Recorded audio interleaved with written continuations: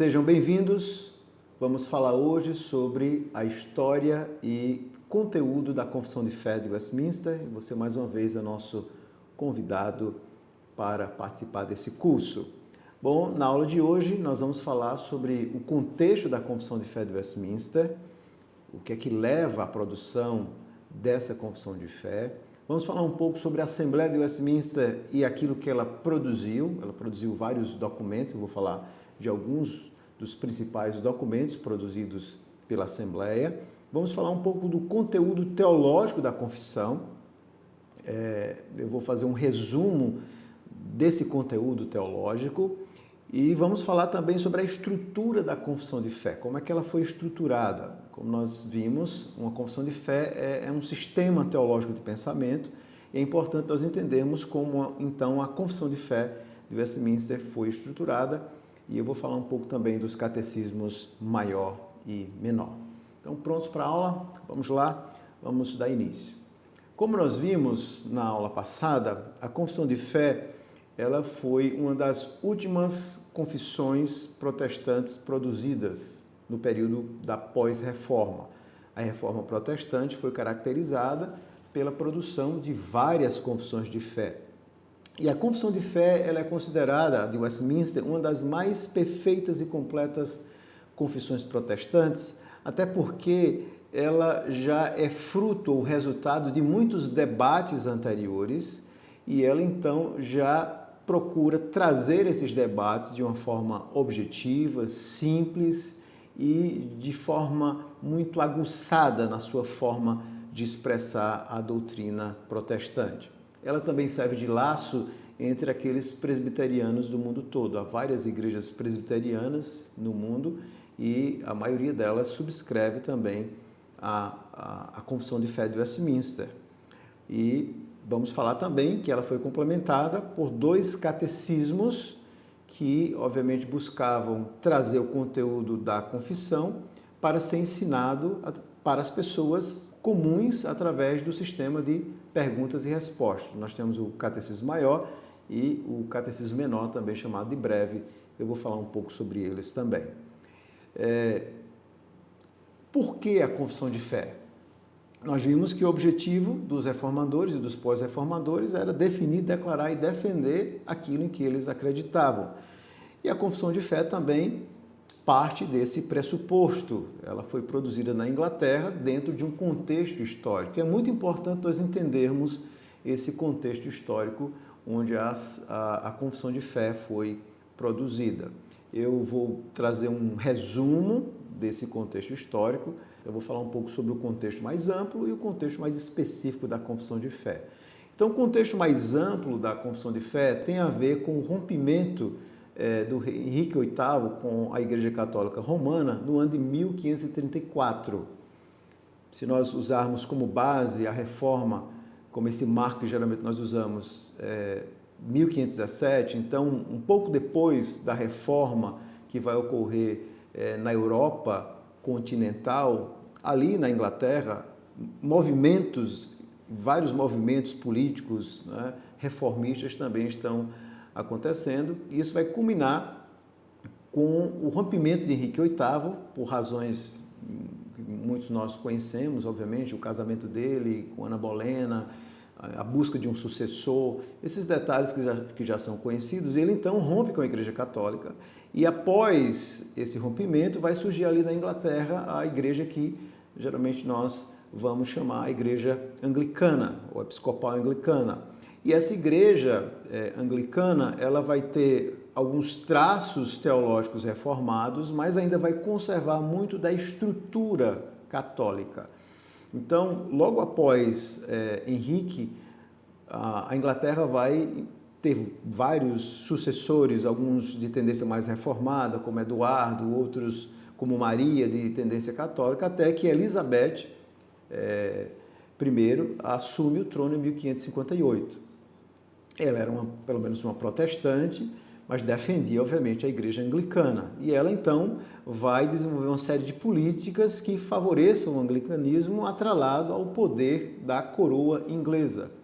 E é dentro desse contexto que vai surgir um movimento na Inglaterra de muita insatisfação, onde vários estudiosos e teólogos, eles almejavam uma reforma parecida com aquela que havia acontecido na Europa, uma reforma mais profunda, como, por exemplo, havia acontecido em Genebra. Então, eles falavam muito sobre a pureza da igreja, de purificar mais a doutrina da igreja, de purificar o culto da igreja, já que o culto anglicano ainda tinha várias características ainda daquele culto católico, a purificação da vida das pessoas. E eles falaram tanto sobre pureza, de purificar a igreja, e que eles foram chamados de puritanos, um termo que aparece pela primeira vez em 1560, era um termo, obviamente, de zombaria, porque eles falavam muito a respeito disso. E, obviamente, esses não conformistas, eles não estavam conformados com aquele estado da igreja, eles queriam mudanças mais profundas. E é comum se dizer que a igreja da Inglaterra, nesse período, ela estava entre Roma e Genebra. Ela nem era romana, mas ainda tinha traços, pelo menos litúrgicos do romanismo, e nem era reformada, embora tivesse alguns elementos doutrinários, conforme nós vemos nos 39 artigos da religião, que foram publicados em 1563, que representavam, de alguma forma, uma espécie de confissão de fé, pelo menos básica, da Igreja da Inglaterra. Então, havia esse desejo por mudança. Então, é dentro desse contexto de mudanças e de conflitos também entre a coroa inglesa e o próprio parlamento, que servirão de base para aquilo que vai acontecer, eu vou explicar um pouco agora sobre essa revolução civil que acontece na Inglaterra e que vai, de alguma forma, ser o pontapé inicial para o surgimento da Confissão de Fé de Westminster. Então, esse é o contexto geral, é um contexto onde há um desejo na Inglaterra de reformas protestantes mais profundas. E nesse contexto da Inglaterra, houve uma disputa muito séria entre o rei Carlos I e o parlamento, onde o rei, não apenas por razões religiosas, mas políticas também, convoca o primeiro parlamento.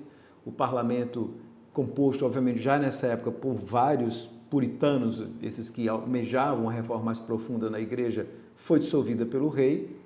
O rei, então, convoca um segundo parlamento, que ainda era mais puritano, ainda tinha mais pessoas inconformadas, e esse parlamento, então, não aceita ser dissolvido. E aí começa a Guerra Civil. Esse é o contexto imediato, vamos dizer assim, da produção da Confissão de Fé de Westminster. Essa Guerra Civil que vai acontecer de 1642 a 1645 entre o rei e o parlamento.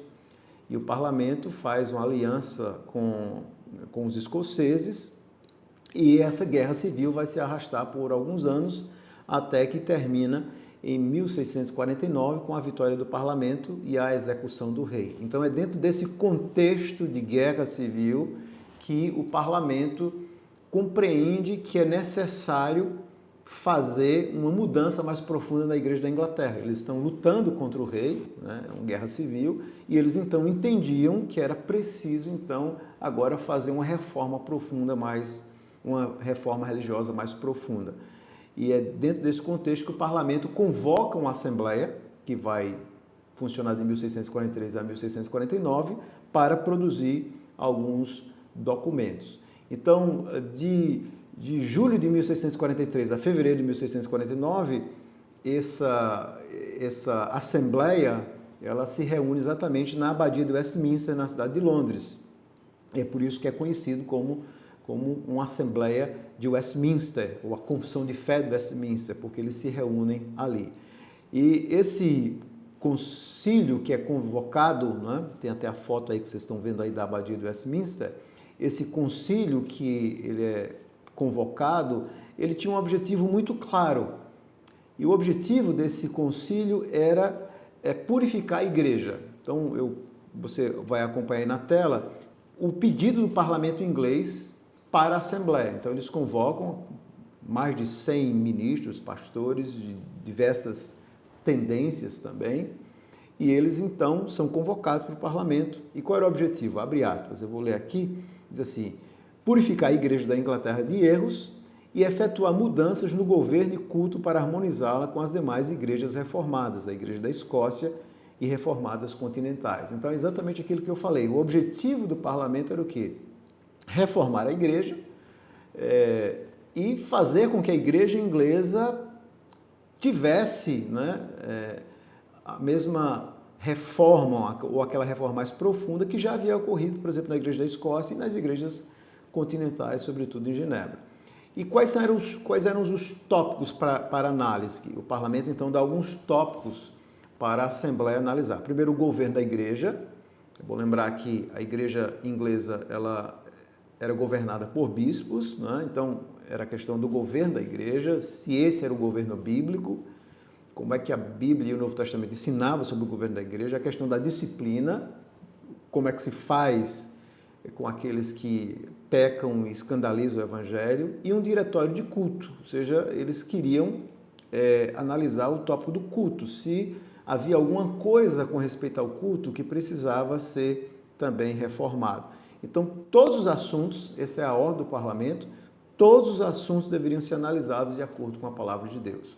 Então, esse é o contexto específico da Assembleia. Então, a partir desse pedido do parlamento, esses teólogos se reúnem para produzir um documento que servisse de base doutrinária para a Igreja da Inglaterra e também para a Igreja da Escócia e também os irlandeses que se faziam presentes ali. Então, qual foi a produção teológica da Assembleia de Westminster? A produção foi uma produção muito grande, houve muitos debates, né? É bom lembrar que a Assembleia ela foi composta por pessoas que pensavam diferente. Então, você tinha alguns de tendência anglicana, alguns independentes, que defendiam um governo da igreja completamente na mão da congregação, que é o independentismo, como nós conhecemos, por exemplo, nas igrejas batistas, congregacionais, onde todas as decisões são tomadas pela congregação como um todo. Aqueles presbiterianos, que defendiam que a igreja elege os presbíteros e eles exercem o governo da igreja. Existiam também erastianos, que eram aqueles que defendiam que o Estado deveria ainda se miscuir, ou seja, ter um certo controle sobre os assuntos da igreja, e outros que não, que achavam que deveria haver uma separação entre a igreja e o Estado. Então, esse foi um debate muito sério sobre essa questão do governo da igreja.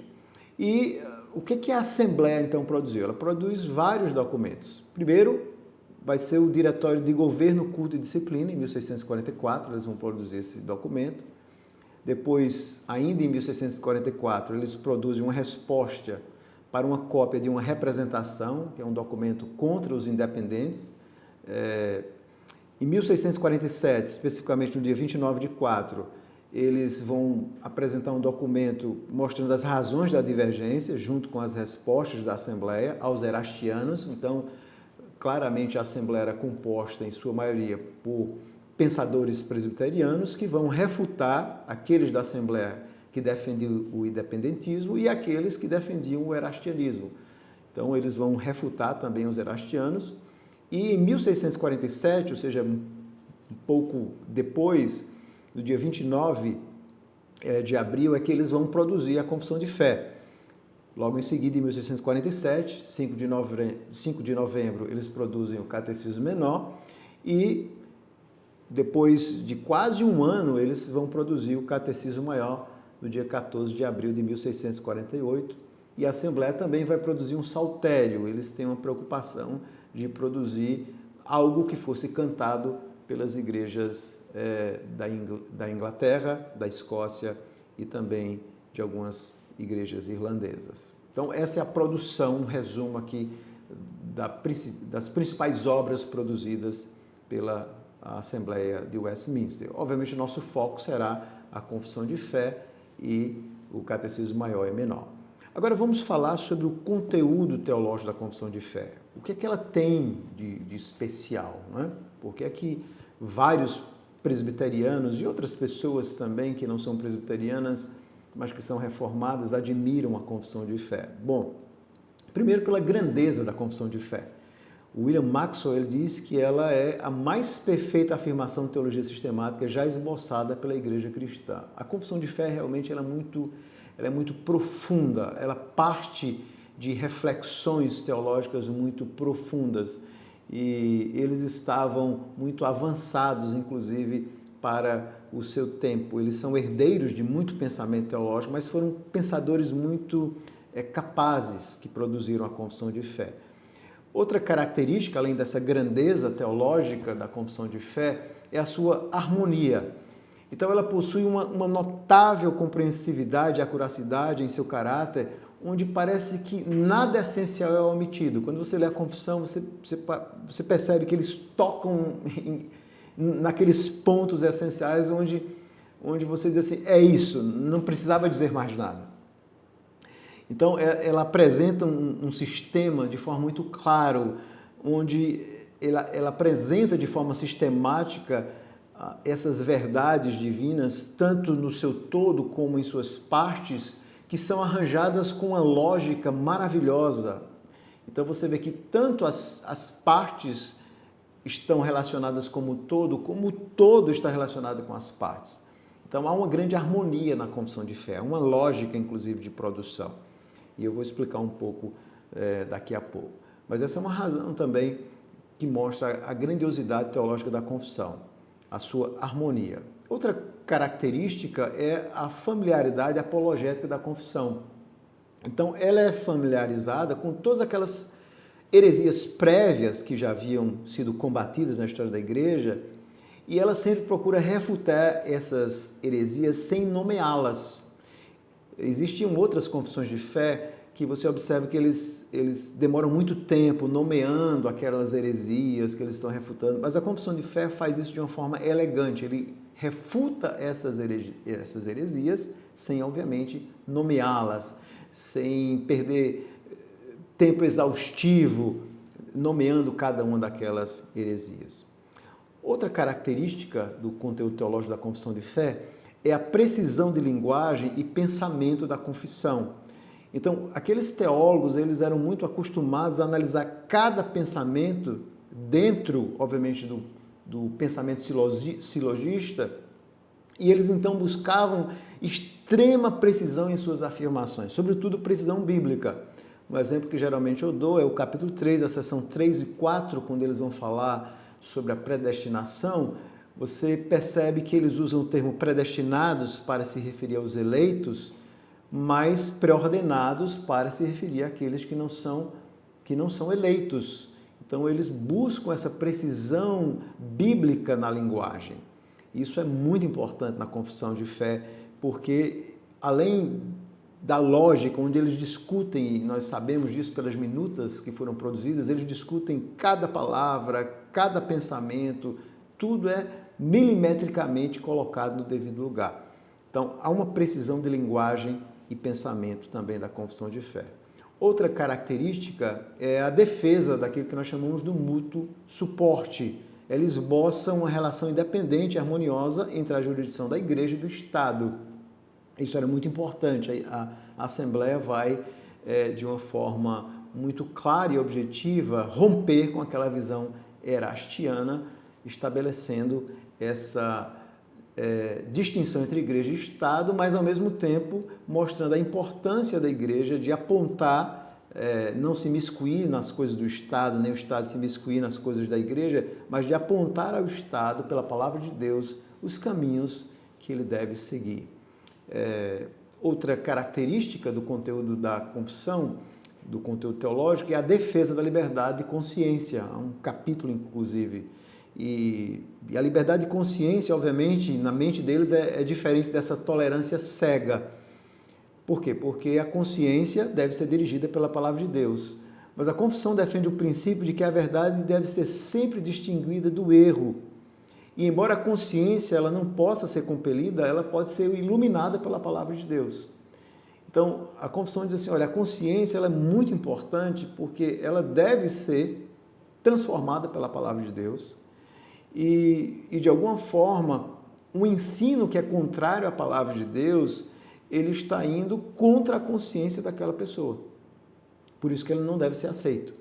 Então, eles defende essa liberdade de consciência, que é um aspecto importante da confissão. Outra característica é a natureza universal da igreja. A confissão de fé, obviamente, ela foi composta de várias tendências teológicas, como eu expliquei, erastianos, episcopais, independentes, presbiterianos, mas e suas conclusões, obviamente, foram frutos de muitos debates, muitas discussões, né? Mas as definições, elas são muito precisas, muito equilibradas, né?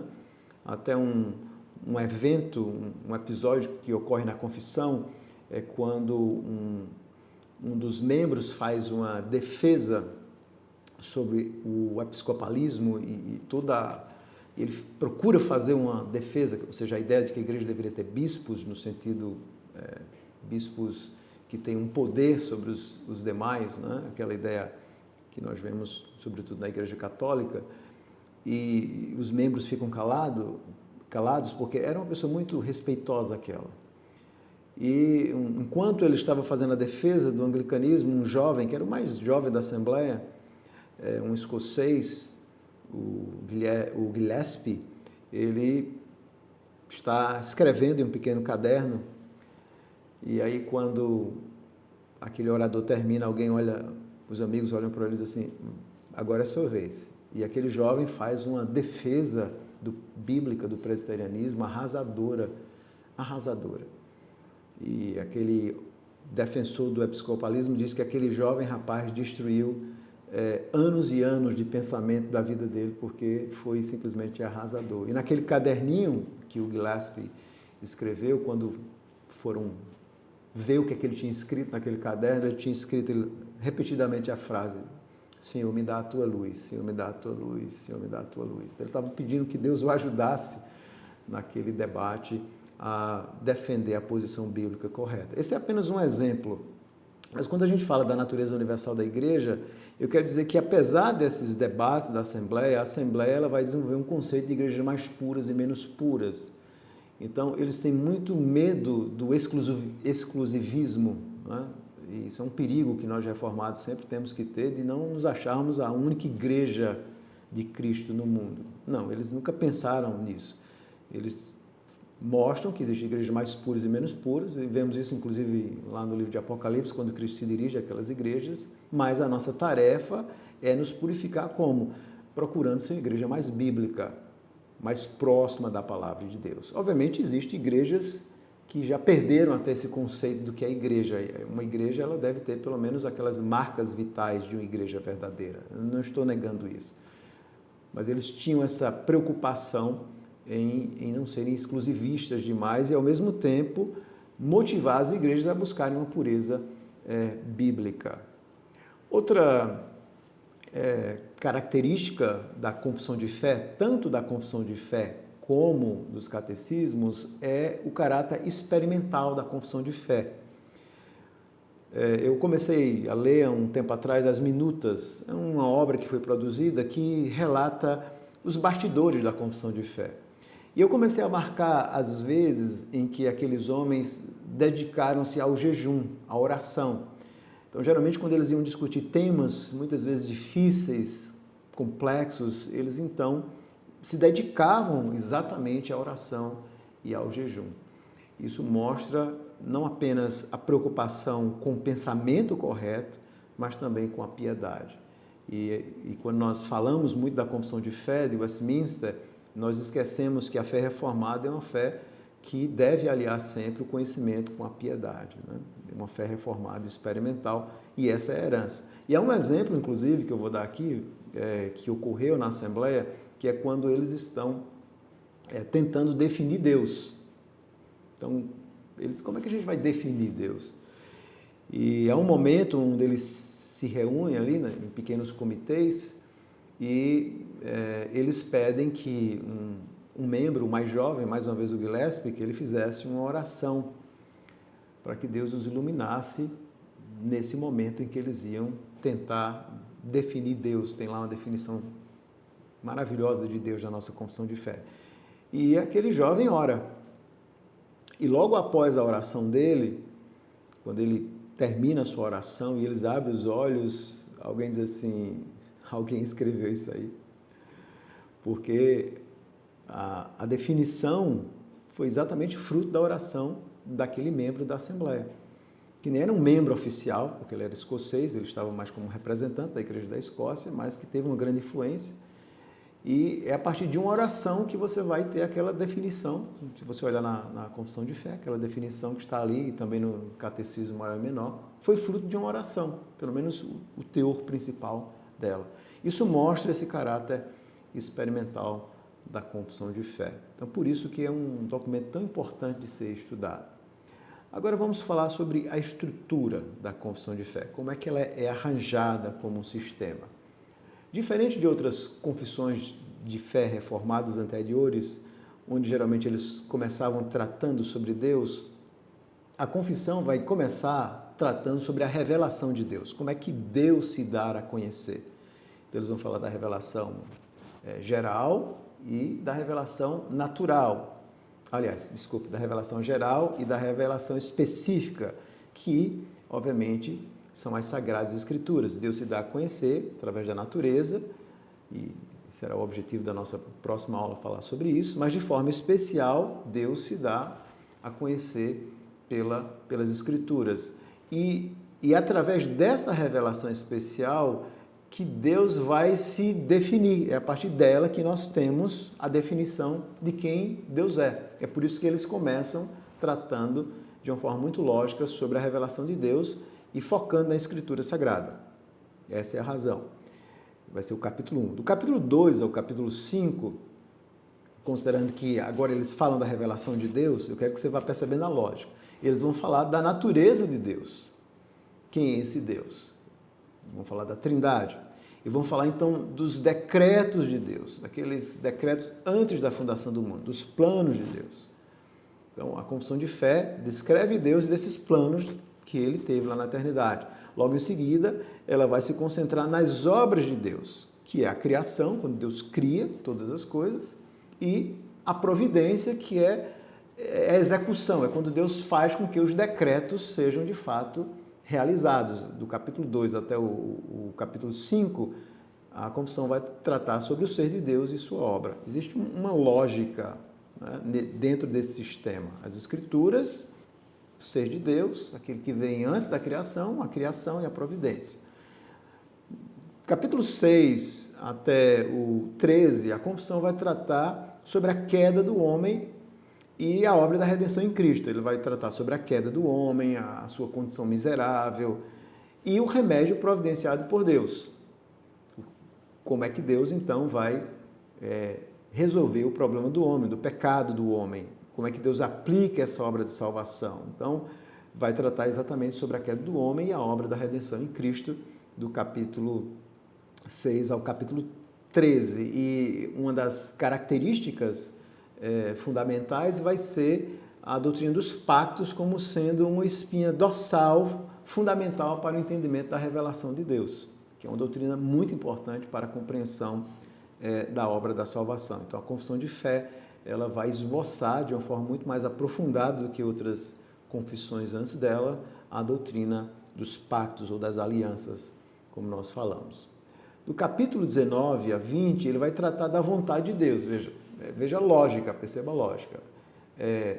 O homem cai, Deus envia Cristo, né? E aí o arcabouço é essa doutrina dos pactos, vocês vão aprender sobre isso, obviamente. E agora, quando Deus salva um povo, qual é a vontade de Deus para esse povo? Como é que esse povo deve viver? Então, o capítulo 19 e 20 vai tratar sobre a vontade de Deus sobre os salvos e mostra a importância da lei da liberdade de consciência. Então, é a vontade de Deus e a questão da consciência do homem, onde vai tratar sobre a lei de Deus, sobre os 10 mandamentos como essa regra de vida para o seu povo na nova aliança. Então, mais uma vez, uma lógica. O capítulo 21 a 31 vai tratar agora da igreja, ou seja, a lei é a base para esse povo, e agora vai tratar dessas ordenanças específicas para o povo de Deus, para a sua igreja, no que se refere ao que é o culto, como é que esse povo adora a Deus, a questão dos juramentos e dos votos, a questão do matrimônio, dos relacionamentos conjugais desse povo, o divórcio, da igreja, né? Como é que a igreja à luz da palavra de Deus, deve ver os sacramentos, o batismo e ceia, das censuras eclesiásticas, ou seja, da disciplina eclesiástica e dos concílios. Então, ele vai tratar a respeito da pureza da igreja e a sua relação com o mundo. Há uma lógica também. Capítulo 21 até o 31. E, continuando, a confissão de fé vai tratar sobre, do 32 a 33, sobre a vinda de Cristo e o futuro como Deus o tem revelado. É a consumação escatológica e a concretização dos planos de Deus. Ou seja, aquilo que Deus planejou lá na eternidade, que Jesus vem executar ao longo da história, que o Espírito Santo aplica na vida do povo de Deus. Agora, na segunda vinda de Cristo, né, tudo isso vai ser concretizado. Então, a confissão de fé termina falando da vinda de Cristo e o juízo final também, onde todas as coisas serão colocadas diante de Deus. Perceberam a lógica? Uma lógica muito clara. Então, a confissão de fé é um sistema de doutrina. Há também pessoas que às vezes baixam a confissão de fé na internet e encontram o capítulo 34 e 35, que fala sobre a doutrina do Espírito Santo e as missões.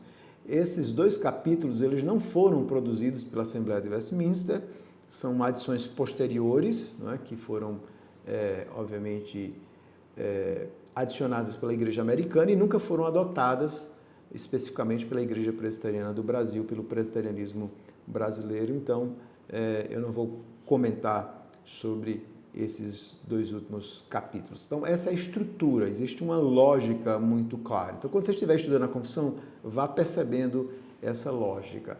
Da mesma forma, os catecismos. Então, o catecismo maior, eles são 196 perguntas. Ele foi o último documento entre os três a ser produzido. Inclusive, quando você analisa, por exemplo, a questão do culto, você vai observar que o catecismo tem alguns detalhes que a própria confissão não tem. Então, por isso que esses documentos muitas vezes devem ser estudados de forma conjunta. Então, a lógica também é muito clara.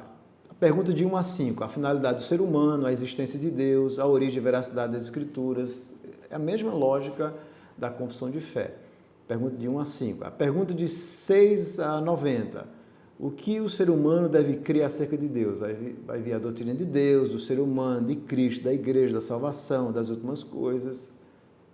E de 91 a 196, os deveres dos seres humanos, que é perguntas voltadas para a vida cristã. Então, mais uma vez, eles criam o catecismo maior dentro de uma lógica muito clara. E o breve catecismo também, ele é menor. Por que breve? Porque ele foi criado sobretudo para a juventude, para pessoas que estão começando na fé cristã.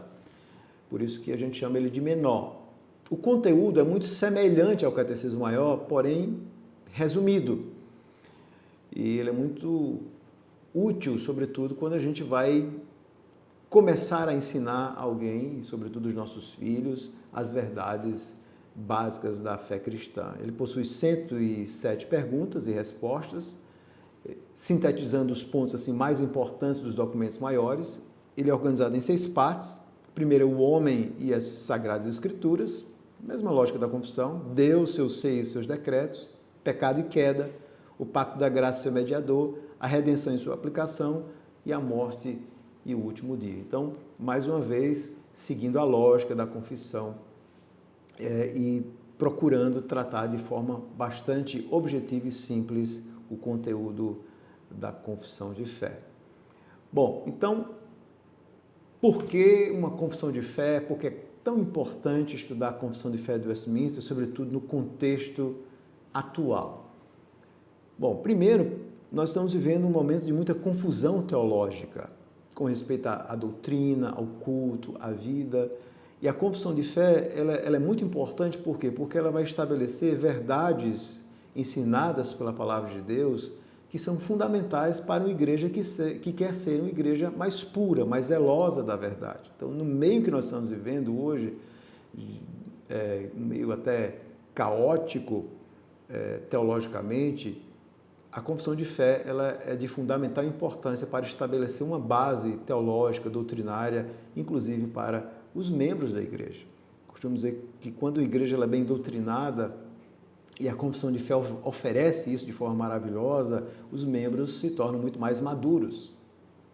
Outra razão que aponta a importância da confissão de fé no contexto atual é o fato de que as verdades teológicas, elas são perpétuas. Porque alguém pode dizer, não, mas isso foi produzido em 1600, pastor, as coisas mudaram. Mas a confissão de fé, ela está tratando de verdades doutrinárias, e as verdades de Deus, elas não mudam. Porque se fosse assim, Deus tinha que produzir uma Bíblia nova para cada nova geração. Então isso não faz sentido. As verdades que são tratadas na confissão de fé são verdades teológicas. Embora algumas ênfases que a confissão de fé vai trazer são ênfases que tinham a ver com o contexto em que eles estavam vivendo. Nós não podemos negar isso. A confissão é um documento histórico e algumas reflexões específicas são frutos daqueles debates que eles estão travando ali. Mas as verdades teológicas esboçadas pela confissão de fé, elas não envelhecem, elas permanecem. E é por isso que são relevantes para nós. Outra razão para a importância da confissão de fé é a necessidade de declarar, definir e defender com mais precisão as doutrinas cristãs. Nós estamos vivendo um momento onde muitos cristãos eles não conseguem definir a sua fé, eles não conseguem evangelizar porque, por exemplo, eles não sabem fazer uma explicação sobre a doutrina da justificação pela fé. Então nós vemos essa grande fraqueza teológica da nossa geração e nós precisamos resgatar isso, nós precisamos de um povo que realmente conheça em profundidade a palavra de Deus e consiga articular teologicamente essas verdades. Outra razão para a importância da confissão de fé é a necessidade de comunhão verdadeira entre igrejas cristãs, sobretudo igrejas federadas. Então, quando você tem uma denominação que é federada, que subscreve conjuntamente um documento confessional, isso é muito importante que cada igreja conheça isso. Para quê? Para que nós tenhamos comunhão, para que se um membro seja transferido de uma igreja para outra, se você mude de uma cidade, para que aquela outra igreja que você vai, ela esteja falando a mesma linguagem teológica. É por isso que é importante a nossa subscrição confessional, o nosso zelo com a confessionalidade. E por último, ela é importante porque a confissão de fé, ela representa esse equilíbrio entre doutrina e prática. Isso é muito importante. Conhecimento teológico, mas também a piedade, a vida de oração, o jejum, a meditação da palavra. E aqueles que produziram a confissão de fé, ainda que a confissão de fé seja um documento teológico em si, mas a história da produção da confissão de fé mostra que aqueles homens eram homens profundamente piedosos e que nós precisamos imitar a piedade deles, né? Buscar a direção do Senhor para a vida da igreja, para a nossa vida. E a confissão de fé traz esse equilíbrio entre doutrina e prática. Bom, pessoal, nossa aula fica por aqui. Até a próxima.